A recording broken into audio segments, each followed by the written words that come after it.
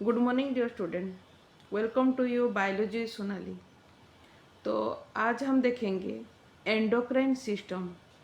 तो बहुत सारे बच्चों का मुझे मैसेज था कि वो लोग एंडोक्राइन सिस्टम के बारे में थोड़ा जानना चाहते हैं, क्योंकि कोई भी किसी भी तरह के कॉम्पिटिटिव एग्ज़ाम हो या फिर आप लोग अगर बीएससी में है, ग्रेजुएशन कर रहे हैं, तो एंडोक्राइन सिस्टम मस्ट आपका एक पेपर में आता है। उसके अलावा अगर कोई भी मतलब लेक्चरशिप हो, पीजीटी, लेबोरेटरी असिस्टेंट, या तो फिर आप लोग अगर एमएससी एंट्रेंस के लिए प्रिपरेशन हो रहे हैं, तो एंडोक्राइन सिस्टम आपका डेफिनेटली वहाँ से बहुत सारा क्वेश्चन आता है। इसके अलावा अगर नीट एग्ज़ाम दे रहे हैं तो वहाँ पर भी आता है। तो सब बहुत सारे बच्चे मुझे पर्सनली मैसेज भी किए हैं कि उन लोगों को एंडोक्राइन सिस्टम के बारे में थोड़ा विस्तार से जानना है। तो आज हम क्लास 1 में मैं आप कुछ क्लास लूँगी, शायद 3 से 4 क्लास होगा आपका एंडोक्राइन सिस्टम के ऊपर। तो वहाँ पर मैं सारा कंप्लीट कर लूँगी। और बीएससी फर्स्ट सेमेस्टर के जो बच्चे हैं जो मुझे मैसेज करे, देखिए मैं एक्चुअली मेरा 4 साल से मैं बीएससी बच्चों के लिए क्लास कर रही हूँ। तो ऑलरेडी सारा क्लास कंप्लीट हो चुका है, पीडीएफ है। लेकिन कुछ बच्चे बोले कि मैम हमको हैंड रिटन नोट चाहिए, तो मैं हैंड रिटन नोट से अभी पढ़ाना शुरू कर रही हूँ। तो अगर आप लोगों को लग रहा है कि नहीं मुझे हम लोगों को थोड़ा सा जल्दी पढ़ना है, तो आप मेरा प्रीवियस क्लास भी देख सकते हैं। मतलब सारा क्लास कंप्लीट हो चुका है, क्योंकि बच्चों का इंटरेस्ट था कि मैं हैंड रिटन नोट दूं, इसीलिए मैं फिर से क्लास शुरू की। लेकिन अगर आप देखें मेरे अगर प्लेलिस्ट देखें तो ऑलरेडी सारा क्लास पहले से कंप्लीट हो चुका है। तो आप लोग अगर मेरा टोटल अगर प्लेलिस्ट आप देख लेंगे, जो कि मैं डिस्क्रिप्शन में पूरा लिंक दे दी हूँ, तो आप पूरा सब कुछ जान लेंगे कि सभी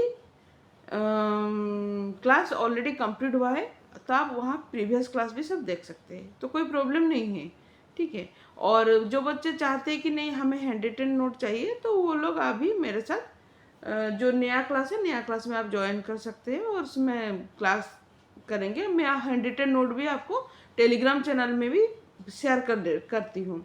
तो अगर कोई मेरे टेलीग्राम चैनल में ज्वाइन नहीं हुए हैं, तो वहाँ पर भी मैं अपने जो डिस्क्रिप्शन है वहाँ पर मैं लिंक दे दूँगी, तो आप जाकर टेलीग्राम चैनल पर भी ज्वाइन हो जाए। इसके अलावा आप लोग चाहे तो मेरे इंस्टाग्राम में मुझे फॉलो कर सकते हैं और मेरे फेसबुक पेज में भी फॉलो कर सकते हैं। और मैं एक दूसरा है मेरा एक जो Facebook sorry YouTube blogging channel है, जहाँ पर कि हम लोग कुछ ब्लॉग भी करते हैं। तो अगर वहाँ पर भी आप लोग सब्सक्राइब लेना चाहते हैं तो मैं सारा डिस्क्रिप्शन में लिंक दे दूँगी, आप जरूर जाके विजिट कर सकते हैं। तो आज हम क्लास शुरू करेंगे एंडोक्राइन सिस्टम। तो उससे पहले जो भी मेरे क्लास में नए आए हैं, आप सबको फिर से मैं स्वागत करती हूँ। मेरे चैनल को सब्सक्राइब करें, लाइक करें और शेयर करें। तो देखेंगे हम आज एंडोक्राइन सिस्टम।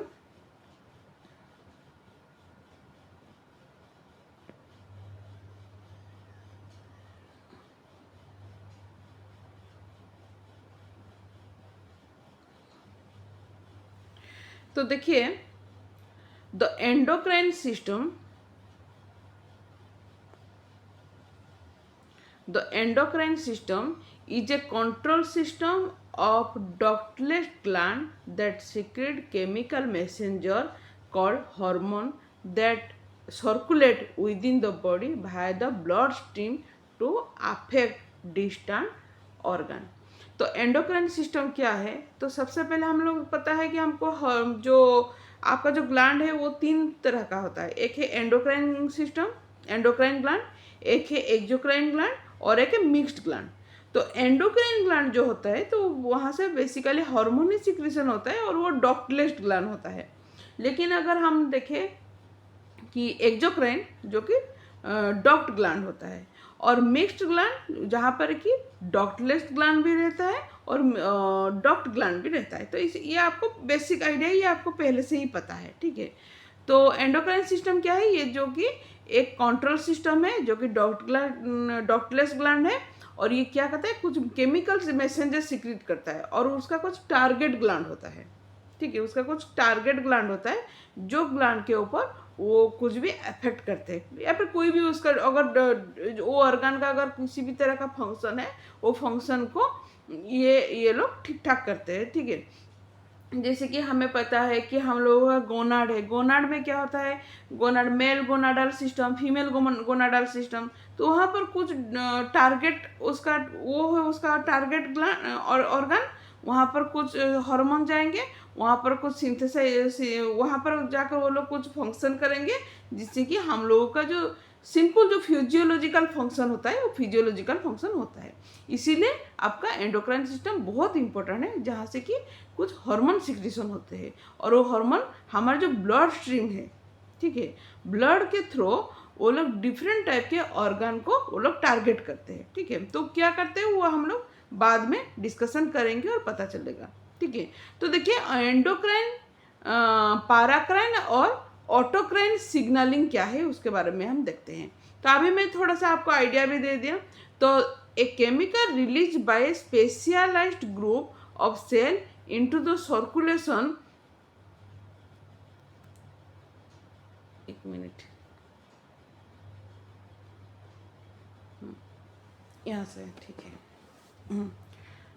तो देखो, अगर हम देखें तो a chemical release by specialized group of cell into a circulation and acting on a distant target tissue define the classical endocrine signaling mechanism। तो इसका मतलब क्या है, अगर किसी भी तरह का केमिकल रिलीज होता है, कहाँ से रिलीज है, कुछ भी किसी भी तरह का स्पेशलाइज्ड ग्रुप है, हाँ, किसी भी तरह का स्पेशलाइज्ड ग्रुप ऑफ सेल है, हाँ, किसी भी तरह का स्पेशलाइज्ड ग्रुप ऑफ सेल मतलब क्या है, हम जानते हैं सिमिलर टाइप ऑफ सेल, एक ऑर्गन में, एक टिश्यू में सिमिलर टाइप ऑफ सेल देखा जाता है। ठीक है, तो एक स्पेशलाइज्ड ग्रुप ऑफ सेल होता है। ठीक है, वहाँ पर क्या होता है, कुछ केमिकल रिलीज होते हैं जो कि हमारा जो सर्कुलेशन होता है, सर्कुलेशन होके उसका जो टारगेट टिश्यू होता है, ठीक है, वहाँ पर जाता है, जिसको कि हम क्लासिकल बोलते हैं, एंडोक्राइन सिग्नलिंग मैकेनिज्म बोलते हैं। ठीक है, तो ये हुआ आपका एंडोक्राइन। ठीक है, तो पैराक्राइन क्या है, देखिए, तो पैराक्राइन है a paracrine signalling mechanism is defined as chemical communication between neighbouring cell. तो यहाँ पर क्या होता है, अगर किसी भी तरह का केमिकल कम्युनिकेशन होता है, ठीक है, किसी भी तरह का केमिकल कम्युनिकेशन होता है, कहाँ, किसके अंदर, नेबरिंग सेल का, दो एडजेसेंट सेल के अंदर अगर किसी भी तरह का केमिकल कम्युनिकेशन होता है तो उसको हम लोग पैराक्राइन बोलते हैं। ये विद इन टिश्यू या तो फिर ऑर्गन के अंदर भी हो सकता है, टिश्यू के अंदर भी हो सकता है, ऑर्गन के अंदर भी हो सकता है। तो मतलब ये एक, सोचिए ये एक टिश्यू है, यहाँ पर दो सेल है, तो ये दो सेल के अंदर अगर किसी भी तरह का अगर केमिकल कम्युनिकेशन होता है, ठीक है, उसको हम लोग पैराक्राइन बोलते हैं। ऑटोक्राइन क्या है, signalling are those in which chemical act on the same cell. इसका मतलब है किसी भी तरह का सेम सेल अगर है, वहीं पर भी किसी नेबरिंग सेल को जाने की जरूरत नहीं, उस एक ही सेल, ये एक ही सेल है, इसी सेल के अंदर उन लोगों का अगर किसी भी तरह का केमिकल एक्ट होता है उसको हम लोग ऑटोक्राइन बोलते हैं। तो तीनों के अंदर आपको पता चल गया, स्पेशलाइज्ड ग्रुप के अंदर अगर सिग्नलिंग होगा तो उसको हम लोग पैराक्राइन बोलते हैं, सॉरी एंडोक्राइन बोलते हैं। अगर दो नेबरिंग सेल के अंदर अगर किसी भी तरह का केमिकल कम्युनिकेशन होता है तो उसको हम पैराक्राइन बोलते हैं। अगर सेम सेल में आपका सिग्नलिंग होता है तो उसको हम लोग ऑटोक्राइन बोलते हैं।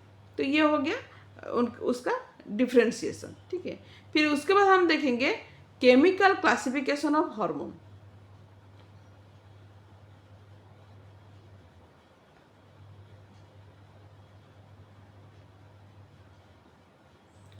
तो केमिकल क्लासिफिकेशन फर्स्ट पॉइंट देखते हैं, hormone are derived from the amino acid, from cholesterol और फ्रॉम फॉस्फोलिपिड। तो ये बहुत इंपॉर्टेंट पॉइंट ऑफ व्यू है, जे जहाँ पर हार्मोन का अगर हम पहले देखें तो हार्मोन कैसे होता है, या तो फिर वो लोग ये तो डिराइव होता है एमिनो एसिड से, ठीक है, जो कि कोलेस्ट्रॉल से भी निकलता है या तो फिर फॉस्फोलिपिड से निकलता है। तो सबसे पहले ये जान लिया।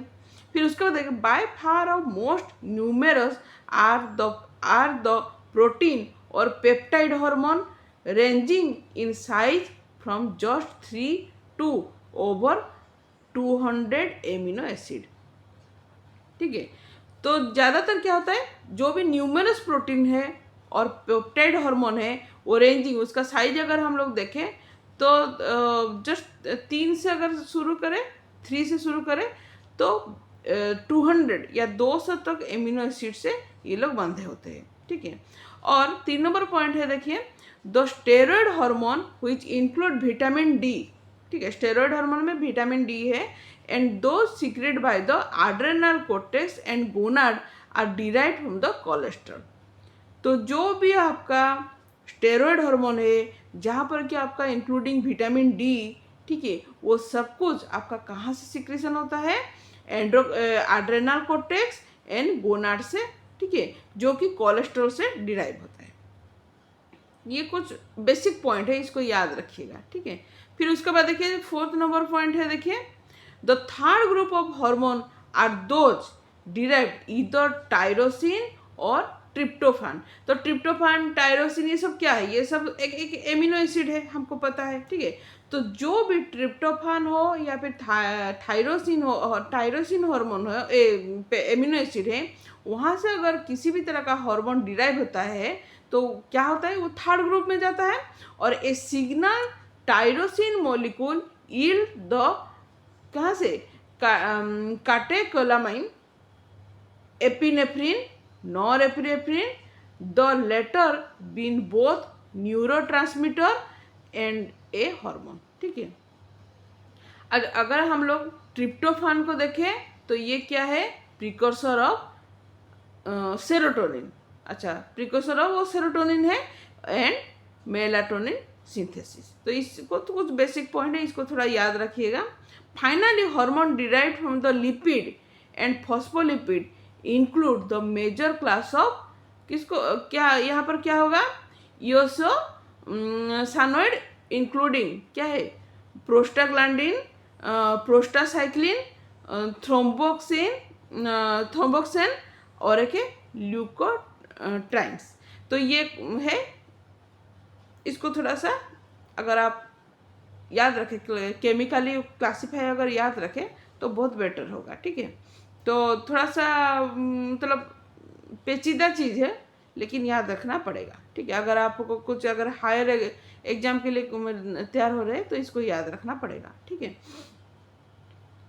अच्छा, उसके बाद मेजर एंडोक्राइन सिस्टम आप देखें, हम अभी इम्पोर्टेंट हम लोग चीज़ देखेंगे। तो यहाँ से बहुत भर भर के भी क्वेश्चन आता है, तो इसको थोड़ा सा पहले, सबसे पहले हम लोग अच्छे से याद कर लेंगे। ठीक है, तो हमको पता है कि हाइपोथैलेमस है और एक पिट्यूटरी ग्लैंड है। तो हाइपोथैलेमस का क्या काम है, तो ये क्या है, पिट्यूटरी ग्लैंड का भी ये मास्टर है। पिट्यूटरी ग्लैंड को हम बेसिकली मास्टर ग्लैंड बोलते हैं, तो पिट्यूटरी ग्लैंड का भी ये मास्टर ग्लैंड है। इसको इसीलिए हाइपोथैलेमस को मास्टर ऑफ मास्टर ग्लैंड भी बोला जाता है। क्यों बोला जाता है वो मैं आपको बोलूँगी। ठीक है, it is located at the base of diencephalon. तो जो हमारा जो ब्रेन है, तो ब्रेन में जो डायनसेफेलॉन पार्ट है, तो डायनसेफेलॉन पार्ट में ही देखा जाता है and consider as neuro endocrine structure rather than a true endocrine gland. Its secretion is called neuro hormone. इसको हम लोग एंडोक्राइन ग्लैंड तो नहीं बोल सकते, लेकिन इसको हम लोग न्यूरो ट्रांसमीटर बेसिकली बोला जाता है। उसको हम देखेंगे न्यूरो एंडोक्राइन स्ट्रक्चर बोला जाता है। क्यों बोला जाता है न्यूरो एंडोक्राइन स्ट्रक्चर, और न्यूरो हार्मोन यहाँ पर सीक्रेट क्यों होता है वो जब हम डिटेल में डिस्कस करेंगे तो आपको पता चल जाएगा। तो सबसे पहले अगर देखें तो यहाँ से क्या क्या हार्मोन सब रिलीज होता है, तो सबसे पहले TRH जो कि थायरोट्रोपिन रिलीजिंग हार्मोन। तो थायरोट्रोपिन रिलीजिंग हार्मोन क्या है देखिए, तो thyrotropin releasing hormone TRH is also called thyrotropin releasing factor TRF। Factor बोल सकते हैं भी आप लोग, फैक्टर भी बोल सकते हैं। Is a tripeptide hormone. ठीक है, इसको याद रखिए, tripeptide hormone that stimulate the release of thyroid stimulating hormone and prolactin by the anterior pituitary. अभी देखिए मैं बोल रही हूँ, ठीक है, अच्छे से याद रखिए। ये है आपका हाइपोथैलेमस, ये है पिट्यूटरी, और ये है आपका क्या, ये है आपका थायराइड ग्लैंड, ठीक है। तो हाइपोथैलेमस का काम है, तो सबसे पहले ये क्या करेगा कि थायरोट्रोपिन रिलीजिंग हार्मोन को सबसे पहले पिट्यूटरी ग्लैंड के पास रिलीज करेगा, पिट्यूटरी ग्लैंड के पास जाएगा ये, ठीक है। तो जब पिट्यूटरी ग्लैंड के पास जाएगा तो पिट्यूटरी ग्लैंड क्या होता है, वो एक्टिव हो जाता है, ठीक है। उसके बाद वो एक्टिव हो जाएगा। तो पिट्यूटरी ग्लैंड जब एक्टिव हो जाएगा कौन सा हार्मोन आने से, थायरोट्रोपिन रिलीजिंग हार्मोन, जो कि हाइपोथैलेमस रिलीज करता है, ठीक है। पिट्यूटरी ग्लैंड एक्टिव होके वो क्या करता है, उसके बाद वो immediately thyroid stimulating hormone release करता है। तो थायराइड स्टिमुलेटिंग हार्मोन का टारगेट ग्लैंड क्या है, वो है थायराइड ग्लैंड, ठीक है। उसके बाद थायराइड से जो हार्मोन निकलता है तो ये है बेसिक फंक्शन। तो अभी आपको पता चल गया, सबसे पहले हाइपोथैलेमस से रिलीज करता है, उसका टारगेट ग्लैंड है पिट्यूटरी ग्लैंड। उसके बाद पिट्यूटरी ग्लैंड क्या करता है, वो भी अपना हार्मोन रिलीज करना शुरू कर देता है। इसीलिए पिट्यूटरी ग्लैंड को हम लोग मास्टर ग्लैंड बोलते हैं, लेकिन थायराइड हाइपोथैलेमस को हम लोग मास्टर ऑफ मास्टर ग्लैंड बोलते हैं। तो ये थोड़ा सा मतलब बहुत सारे बच्चों को थोड़ा सा प्रॉब्लम होता है यहाँ पर याद रखने के लिए। तो आप लोग इस तरह से अगर स्ट्रक्चर करके याद रख लेंगे, TRH, फिर उसके बाद TRH ये हाइपोथैलेमस, फिर इसके बाद आया ये TSH। TSH क्या है, थायराइड स्टिमुलेटिंग हार्मोन, जो कि पिट्यूटरी से रिलीज होता है। फिर उसके बाद अगर आप इस तरह से अगर आप शॉर्ट फॉर्म में याद रख लेंगे तो आपको ज़्यादा अच्छा होगा, ठीक है। तो सिर्फ थायराइड स्टिमुलेटिंग हार्मोन नहीं, उसके साथ प्रोलैक्टिन को भी रिलीज करता है, जो कि पिट्यूटरी जो ग्लैंड है उसका एंटेरियर पार्ट से रिलीज होता है। TRH is produced by the hypothalamus and travel to the pituitary by the कहाँ से कैसे कौन से सोर्स से वो पहले हाइपोथैलेमस से पिट्यूटरी ग्लैंड को आता है, हाइपोफाइशियल पोर्टल सिस्टम। तो ये आपको याद रखना है, कौन से सिस्टम में आएगा, हाइपोफाइशियल पोर्टल सिस्टम से पिट्यूटरी ग्लैंड को हाइपोथैलेमस से TRH क्या होता है, ट्रैवल करके आता है, ठीक है। फिर उसके बाद अगर सेकेंड तरह का देखें तो गोनाडोट्रोपिन रिलीजिंग हार्मोन। तो गोनाडोट्रोपिन रिलीजिंग हार्मोन का काम क्या है, gonadotropin releasing hormone is peptide hormone. इसको याद रखिए, कौन सा ट्राइपेप्टाइड है, कौन सा पेप्टाइड है, इसको याद रखना है। Peptide hormone responsible for the release of follicle stimulating hormone. अच्छा, फॉलिकल स्टिमुलेटिंग हार्मोन और ल्यूटिनाइजिंग हार्मोन कहाँ से रिलीज होता है, जो कि पिट्यूटरी ग्लैंड से रिलीज होता है, ठीक है। तो पिट्यूटरी ग्लैंड से दो हार्मोन रिलीज होता है, क्या क्या हार्मोन, एक है आपका फॉलिकल स्टिमुलेटिंग हार्मोन और ल्यूटिनाइजिंग हार्मोन, दोनों क्या है, गोनाडल हार्मोन है, ये दोनों गोनाडल हार्मोन। इसका टारगेट ग्लैंड क्या है, जैसे कि थायराइड स्टिमुलेटिंग हार्मोन का टारगेट ग्लैंड था थायराइड ग्लैंड, उसी तरह से follicle stimulating hormone, luteinizing hormone का टारगेट ग्लैंड है gonad system, mail gonad system और फीमेल गोनाड सिस्टम और रिप्रोडक्टिव सिस्टम, जो कि आपका टेस्टिस और ओवारी, ठीक है। फीमेल हो तो ओवारी, अगर मेल है तो टेस्टिस। तो ये है उसका टारगेट ग्लैंड। तो पिट्यूटरी से दो हार्मोन रिलीज होता है, जिससे कि ग्लैंड एक्टिवेट होता है, ठीक है, गोनाड ग्लैंड एक्टिवेट होता है। लेकिन ये पिट्यूटरी ग्लैंड से ये दो हार्मोन को रिलीज करने के लिए सबसे पहले हाइपोथैलेमस क्या करता है, गोनाडोट्रोपिन रिलीजिंग हार्मोन को रिलीज करता है। अभी याद रखिए क्या हुआ, यहाँ पर रह गया हाइपोथैलेमस, यहाँ से रिलीज हो गया गोनाडोट्रोपिन रिलीजिंग हार्मोन, ये ट्रैवल किया कहाँ, पिट्यूटरी ग्लैंड से क्या रिलीज होगा, दो तरह का हार्मोन, जो कि FSH और LH, ठीक है। FSH है फॉलिकल स्टिमुलेटिंग हार्मोन, LH है ल्यूटिनाइजिंग हार्मोन। तो कहाँ पर ये ट्रैवल करके जाएंगे, गोनाड सिस्टम को जाएंगे। तो गोनाड सिस्टम क्या है, मेल का हुआ तो टेस्टिस, फीमेल का हुआ तो ओवारी। तो जहाँ पर जाके ये लोग क्या करेंगे, वहाँ से फिर गोनाड से जो हार्मोन रिलीज होगा उसको वो लोग क्या करेंगे, सिंथेसाइज करेंगे और फिर रिलीज करने के लिए हेल्प करेंगे।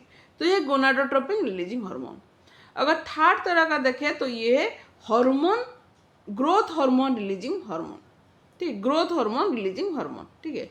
तो ग्रोथ हार्मोन रिलीजिंग हार्मोन क्या है? Growth hormone releasing hormone is also known as growth hormone releasing factor भी बोला जाता है, is 44 amino acid peptide hormone. तो यहाँ पर आपका 44 तरह का एमिनो एसिड का मिल के बनता है ग्रोथ हार्मोन रिलीजिंग हार्मोन, जो कि एक पेप्टाइड हार्मोन है प्रोड्यूस बाय द हाइपोथैलेमस।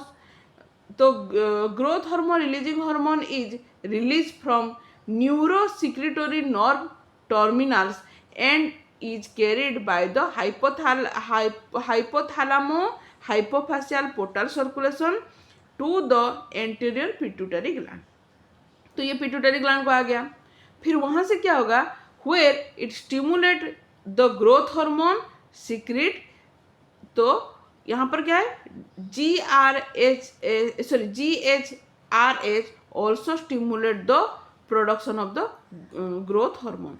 तो यहाँ पर क्या हो गया, जो ग्रोथ हार्मोन रिलीजिंग हार्मोन जो कि हाइपोथैलेमस से सीक्रेट होता है, हाइपोफाशियल पोर्टल सिस्टम देकर ये एंटीरियर पिट्यूटरी ग्लैंड को ट्रैवल करेंगे और एंटीरियर पिट्यूटरी ग्लैंड से फिर उसके बाद ग्रोथ हार्मोन रिलीज होगा। तो ग्रोथ हार्मोन का टारगेट ऑर्गन क्या है, तो एंटर हम लोगों का जितना भी सेल टिश्यू ऑर्गन जो भी है वो आपका टारगेट होगा।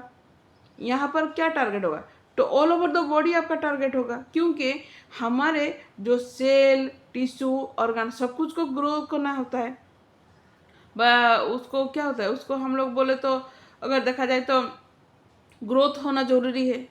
इसीलिए अगर देखा जाए तो ग्रोथ हार्मोन का टारगेट ग्लैंड अगर टारगेट देखा जाए तो उसका एंटायर बॉडी सिस्टम उसका टारगेट है, ठीक है।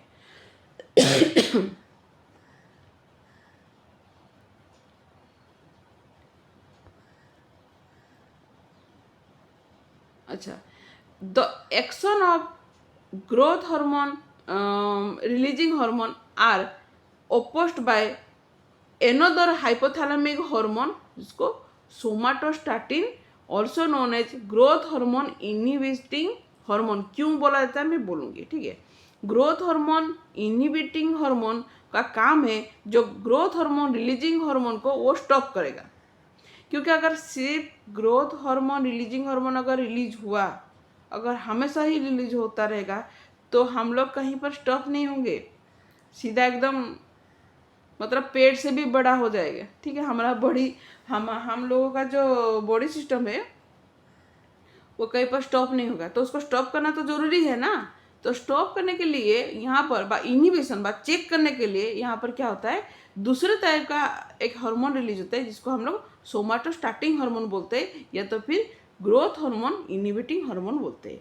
तो somatostatin is a hormone comprising two peptide, यहाँ पर two peptides, one build of 14 amino acid and another is 28 amino acid. तो दो तरह का पेप्टाइड एमिनो एसिड है, जहाँ पर कि एक में है 14 मतलब 14 एमिनो एसिड है और दूसरे में 28 एमिनो एसिड है। तो somatostatin is release from the neurosecretory nervous terminal of periventricular somatostatin neuron and is carried to the anterior pituitary where it inhibit growth hormone। तो ग्रोथ हार्मोन को भी ये उसको शांत कराता है कि ज़्यादा रिलीज मत हो, ठीक है, ज़्यादा रिलीज मत हो, वहाँ पर शांत कराता है। किसको शांत कराता है, ग्रोथ हार्मोन को। क्यों, अगर ग्रोथ हार्मोन ज़्यादा रिलीज होना शुरू हो गया तो इसका मतलब हम लोगों का भी ग्रोथ कहीं पर स्टॉप नहीं होगा। अगर हम लोगों का ग्रोथ होते ही रहेगा तो हम लोग क्या करेंगे, मतलब पूरा ऊपर तक पहुंच जाएगा हम लोगों को, और किसी भी तरह का मतलब पेट से ज़्यादा मतलब अगर किसी भी तरह का फ्रूट अगर लेना है ना तो हम लोगों का जो आराम से हम लोग ले सकते हैं, कोई प्रॉब्लम नहीं होगा यहाँ पर, ठीक है। इसीलिए यहाँ पर क्या होता है, ग्रोथ हार्मोन को ये स्टॉप कराता है। तो somatostatin is classified as an inhibitory hormone whose main action are, क्या क्या मेन एक्शन है उसका, इसको हम देखते हैं। तो ज़्यादातर इसका एक्शन है inhibit the release of the growth hormone inhibit the release of thyroid stimulating hormone. तो ये दो चीज को इनिबिट करता है। इनिबिट मतलब क्या, इसको होता है इसको चेक करना, स्टॉप कराना, ठीक है, स्टॉप कराना, चेक कराना। तो ये दो तरह का हार्मोन को थोड़ा सा स्टॉप कराता है। एक है आपका ग्रोथ हार्मोन, दूसरा है थायराइड स्टिमुलेटिंग हार्मोन। कि भाई ज़्यादा मत रिलीज हो, ज़्यादा रिलीज होने से प्रॉब्लम हो जाएगा। और क्या कराता है, suppress the release of gastro intestinal hormone. तो यहाँ पर गैस्ट्रो इंटेस्टाइनल हार्मोन को भी ये थोड़ा सा स्टॉप कराएगा। और क्या कराएगा, पैनक्रियाटिक हार्मोन जो इंसुलिन है या फिर ग्लूकागॉन है, इसको भी थोड़ा सप्रेस कराएगा। एक्सोक्राइन सिस्टम, इसको भी थोड़ा सा सप्रेस कराएगा। और क्या करेगा, effect on the growth hormone releasing hormone, इसको भी क्या करेगा, थोड़ा सा अपोज करेगा, ठीक है। तो ये सब उसका मेन काम। इसका मेन काम है कि रुकाना, रुकावट डालना। जितना भी पिट्यूटरी हार्मोन से जो भी हार्मोन रिलीज होता है उस सभी में ये थोड़ा सा अड़चन लाएगा, रुकावट डालेगा, इसका यही काम है, ठीक है। और लाना जरूरी भी है। अगर सिर्फ यही सब हार्मोन अगर रिलीज होगा तो कहीं पर भी हम लोगों का किसी भी तरह का सिस्टम फिजियोलॉजिकल फंक्शन स्टॉप नहीं होगा। तो फिजियोलॉजिकल स्टॉप फंक्शन को थोड़ा सा स्टॉप होना भी बहुत ज़रूरी है। तो ये इसका काम है, ये रुकावट डालेगा, ठीक है। कबाब में हड्डी। अगर फिर फोर्थ नंबर का अगर देखें तो कोर्टिकोट्रोपिन रिलीजिंग हार्मोन। तो corticotropin releasing hormone originally name corticotropin releasing factor and also called corticolinberrin is a polypeptide hormone and neurotransmitter। उसके बाद अगर देखें तो डोपामाइन। डोपामाइन क्या है, देखो, dopamine is a chemical which is naturally produced in the body. In the brain, dopamine function as a neurotransmitter, activate dopamine receptor. Dopamine is also a neurohormone released by the hypothalamus. Its main function, इसका main function देखिए, main function as a hormone is to inhibit the release of the prolactin from the anterior lobe of the pituitary. तो pituitary से जो prolactin hormone release होता है, तो वो prolactin hormone को अगर स्टॉप करना है व इनिबिट करना है तो वहाँ पर डोपामाइन रिलीज होता है। तो ये था हाइपोथैलेमस का, मैं आज आपको फंक्शन के बारे में डिटेल बोल दी। नेक्स्ट क्लास में हम लोग पिट्यूटरी ग्लैंड के बारे में डिस्कशन करेंगे। तो आपको ज़रूर मेरा ये क्लास ज़रूर पसंद आया होगा। हिंदी ज़्यादा मेरा इतना क्लियर नहीं है, ठीक है, ज़्यादा हंसना नहीं मेरे हिंदी से, ठीक है। तो आज के लिए इतना ही, नेक्स्ट क्लास में हम लोग पढ़ेंगे। तब तक के लिए थैंक यू।